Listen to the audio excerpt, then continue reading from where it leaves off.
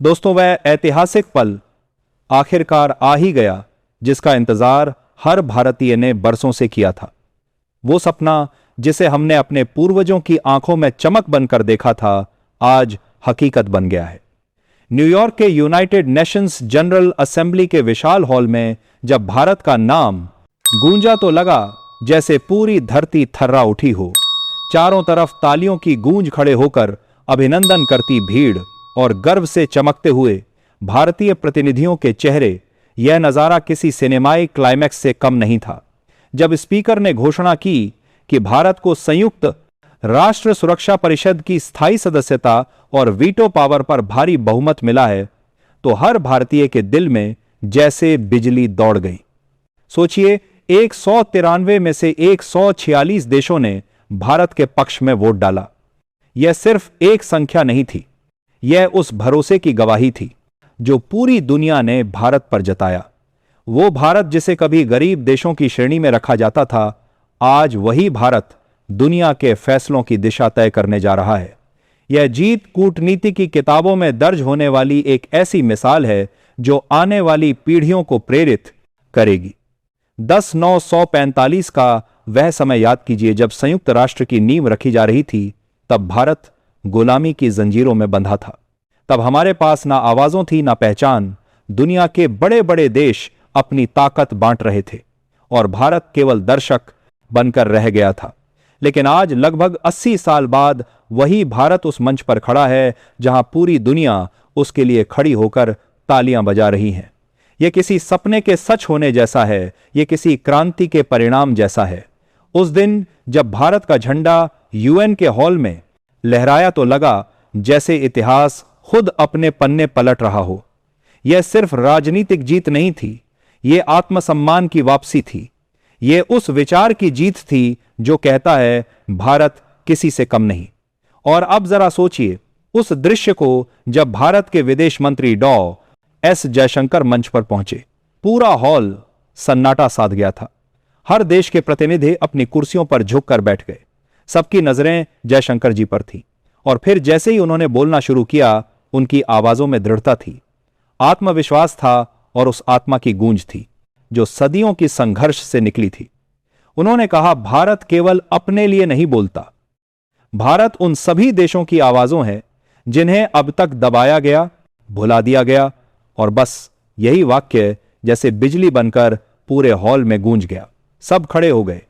तालियों की गड़गड़ाहट से हॉल हिल गया। वो कोई सामान्य भाषण नहीं था, वो भारत की आत्मा की गरज थी। उस एक क्षण में दुनिया को एहसास हो गया कि भारत अब किसी का अनुयायी नहीं बल्कि मार्गदर्शक बन चुका है। यूएन के बाहर जब पत्रकारों ने विभिन्न देशों के नेताओं से पूछा कि आखिर भारत को इतनी बड़ी संख्या में समर्थन क्यों मिला, तो जवाब था, भारत भरोसे का नाम है। यह वह विश्वास है जिसे भारत ने अपनी नीतियों, मानवीय दृष्टिकोण और संतुलित नेतृत्व से कमाया है। अफ्रीका से लेकर एशिया तक, यूरोप से लेकर लैटिन अमेरिका तक, हर जगह भारत की डिप्लोमेटिक जीत की गूंज सुनाई दे रही थी। ट्विटर पर अम्मी आर्ट इंडिया लेड्स वर्ल्ड और न्यू ग्लोबल ऑर्डर ट्रेंड कर रहे थे। विदेशी चैनलों पर बहस चल रही थी, क्या भारत अब संयुक्त राष्ट्र की नई रीढ़ बनने में तो रात होने से बड़ा हजार तीर। अब भारत अब को दीज में बोर सारी महीने जारी है। भारत अब जीत के दूसरे कर अमेरिकी के बाद आरजार के जा रहा है।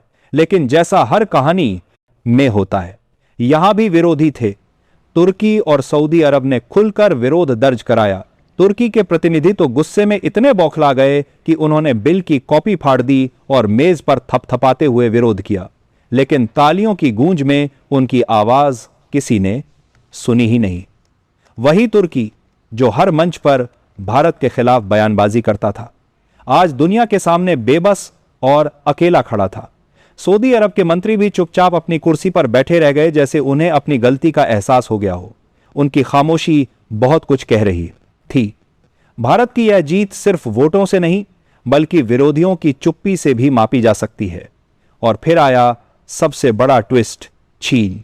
हां, वही चीन जिसने हमेशा भारत के रास्ते में रोड़े अटकाए, वही चीन जिसने पाकिस्तान को हथियार देकर भारत को परेशान करने की कोशिश की, वही चीन जिसने दशकों तक भारत की प्रगति को रोकने का प्रयास किया, इस बार उसने भारत का समर्थन किया।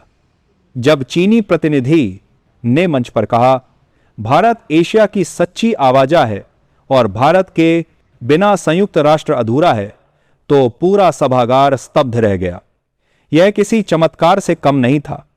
जिसने कभी भारत की ताकत को नकारा, आज वही उसकी सराहना कर रहा था। यह भारत की कूटनीतिक विजय थी, एक ऐसा डिप्लोमेटिक मास्टर स्ट्रोक जिसने चीन को भी अपनी सोच बदलने पर मजबूर कर दिया। अब बात करते हैं उस असली शक्ति की जिसने पूरी दुनिया को हिला दिया, वीटो पावर।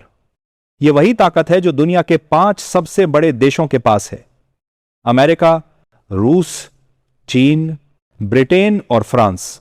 इसका मतलब यह कि अगर यह कोई भी देश किसी प्रस्ताव के खिलाफ वोट कर दे तो वह प्रस्ताव वहीं खत्म। अब कल्पना कीजिए, उसी ताकत के साथ भारत का नाम जुड़ चुका है, यानी अब भारत के पास भी वही जादुई उंगली है जो दुनिया के फैसले पलट सकती। हाँ, अब भारत सिर्फ सुनने वाला नहीं बल्कि निर्णय लेने वाला देश बन गया है। जब पाकिस्तान आतंकवादियों को बचाने की कोशिश करेगा, भारत सिर्फ एक शब्द बोलेगा, वीटो, और खेल खत्म। जब कोई देश कश्मीर पर दखल देने की कोशिश करेगा, भारत कहेगा रद्द करो और दुनिया सिर झुका देगी। अब भारत के पास वो चाबी है जो पूरे विश्व की राजनीति को खोल और बंद कर सकती है। तुर्की और सऊदी की हालत तो देखने लायक थी। भारत की इस अप्रत्याशित जीत के बाद दोनों देशों की नींद उड़ गई। तुर्की ने तो भारत के युद्धपोत इस त्रिखंड पर विवादित बयान दे डाला, लेकिन भारत ने जवाब में सिर्फ एक लाइन बोली, हम अंतर्राष्ट्रीय कानून का सम्मान करते हैं। बस यही लाइन तुर्की की बोलती बंद करने के लिए काफी थी। पूरी दुनिया ने देखा कि भारत बिना शोर मचाए अपनी बात सलीके से रखता है और फिर जीतता है। सऊदी अरब की स्थिति भी कुछ ऐसी ही थी। वो जो अक्सर भारत के खिलाफ बयान देता था, इस बार खामोश बैठा रहा। शायद उसे भी समझ आ गया था कि भारत को रोकना अब नामुमकिन है। इस जीत के साथ भारत ने दुनिया को दिखा दिया कि ताकत केवल हथियारों से नहीं आती, ताकत नीतियों, धैर्य और कूटनीति से आती है। अमेरिका, रूस, फ्रांस, ब्रिटेन सब भारत के साथ मजबूती से खड़े हैं। अमेरिका, जो कभी भारत पर व्यापारिक दबाव डालता था, अब वही भारत की तारीफों के पुल बांध रहा है। रूस तो हमेशा से भारत का सच्चा दोस्त रहा है, उसने सबसे पहले समर्थन किया। फ्रांस और ब्रिटेन भी भारत की इस नई भूमिका का स्वागत कर रहे हैं। पांचों महाशक्तियों में अब भारत का कोई विरोधी नहीं बचा। भारत अब केवल एक देश नहीं बल्कि एक वैश्विक शक्ति केंद्र बन चुका है। उसकी बातों को अनदेखा करना अब किसी के बस में नहीं। अब ऊर्जा, व्यापार, रक्षा, सुरक्षा, हर नीति में भारत का मत निर्णायक होगा। दक्षिण पूर्व एशिया से लेकर अफ्रीका तक के देश भारत की तरफ देख रहे हैं। वियतनाम, म्यांमार, इंडोनेशिया, मलेशिया और 50 से ज्यादा अफ्रीकी देशों ने खुले शब्दों में कहा है कि भारत ही उनकी आवाज है। भारत ने दुनिया को सिखा दिया कि बिना धमकी दिए, बिना गोली चलाए भी दुनिया को अपने साथ खड़ा किया जा सकता है। यही है भारत की असली डिप्लोमेसी, दिल जीतने की कला। जैसे ही यह खबर सोशल मीडिया पर फैली, पूरा इंटरनेट जय भारत के नारों से भर गया। ट्विटर, इंस्टाग्राम, यूट्यूब, हर जगह सिर्फ एक ही आवाज गूंज रही थी, इंडिया लीड्स द वर्ल्ड। विदेशी मीडिया चैनल्स ने कहा, India has changed the global game. प्रधानमंत्री नरेंद्र मोदी ने गर्व से कहा, यह जीत सरकार की नहीं, 140 करोड़ देशवासियों की जीत है।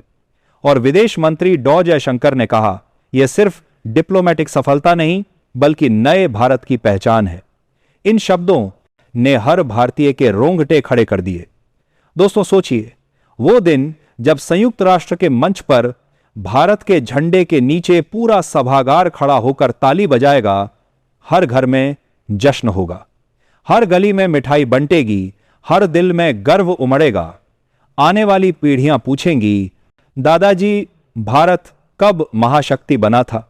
तो हम गर्व से कहेंगे, बेटा हमने वो दिन देखा था जब पूरी दुनिया भारत के लिए खड़ी हुई थी। यह जीत उस किसान की है जो खेत में पसीना बहाता है, उस मजदूर की जो रात दिन काम करता है, उस सैनिक की जो सीमा पर ठंड में पहरा देता है, और उस छात्र की जो बड़े सपने देखता है। यह जीत हर भारतीय की है, हर उस दिल की है जिसमें भारत बसता है। अब वक्त आ गया है जब भारत सिर्फ सुनने वाला देश नहीं, बल्कि दुनिया को दिशा दिखाने वाला देश बन गया है। भारत अब किसी के दबाव में नहीं झुकेगा। अब फैसले दिल्ली से तैयार होंगे। अब आदेश भारत की ओर से जाएंगे। यह नया भारत है जो खुद चलता नहीं, बल्कि दूसरों को चलना सिखाता है। और दोस्तों, अगर आप भी इस ऐतिहासिक पल का हिस्सा बनना चाहते हैं तो इस वीडियो को लाइक कीजिए, चैनल को सब्सक्राइब कीजिए और कमेंट में लिखिए, जय हिंद, गर्व है मुझे अपने भारत पर। क्योंकि यह सिर्फ एक खबर नहीं, यह हमारी पहचान है। यह कहानी है उस राष्ट्र की जो राख से उठकर फिर से सूरज बन गया है। यह कहानी है उस भारत की जो अब सिर्फ दुनिया का हिस्सा नहीं, बल्कि दुनिया का नेतृत्व कर रहा। जय हिंद, जय भारत।